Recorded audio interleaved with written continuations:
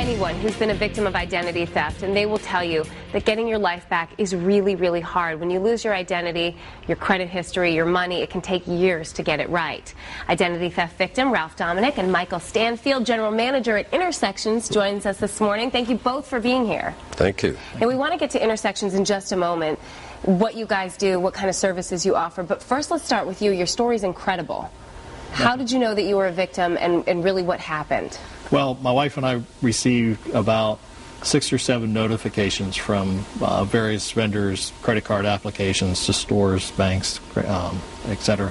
And for credit cards had been either approved or denied.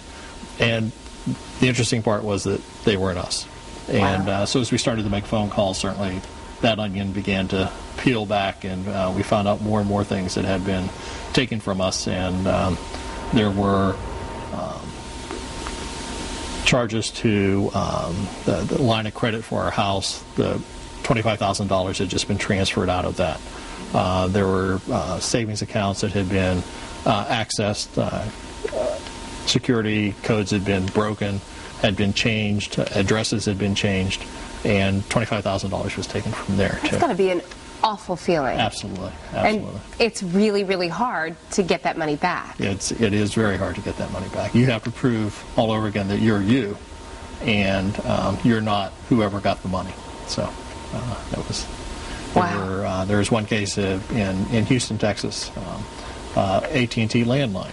The person had established landline, gotten a bill, had not paid the bill. I was in collections from Chicago, and ended up talking to AT&T, saying, I live in Silver Spring for 30 years, and it was just they gave us an application to fill out for an affidavit.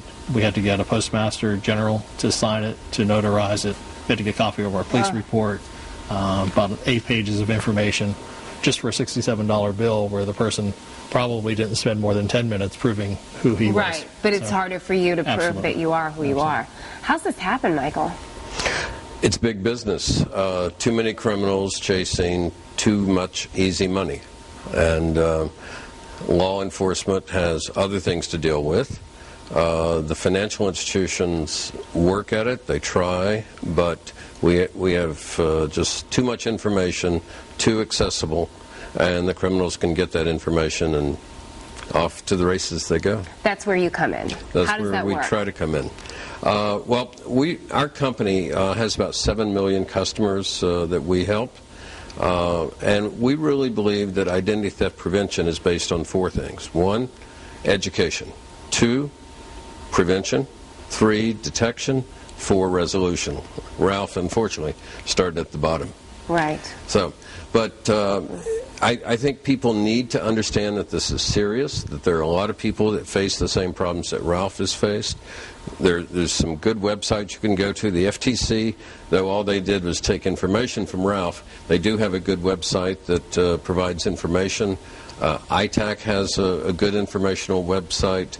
Identity Guard, which happens to be one of our products at identityguard.com, has a good information packet.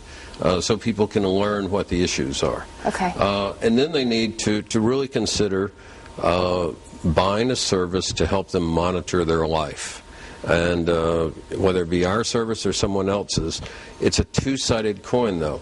You have to buy something that will give you the information you need, and then you have to proactively help monitor yourself. Okay. If you're going to buy something and say, oh, I bought a service, I'm protected, don't spend the money. Don't waste the money. Right. Because it takes 2 to tango, and it takes 2 people to prevent identity theft. It takes somebody helping you, and it takes you helping yourself. You really have to be your own. You really have to be yourself. You have to be policeman. diligent in the way you live your life and in the way you protect yourself. Did you get your money back? I did. You did? We did. How long did it take? Yes, your wife is here. Well, it took us about 3 months to actually sort everything out. But it took probably 2 to 3 weeks to get individual pieces of money back. So.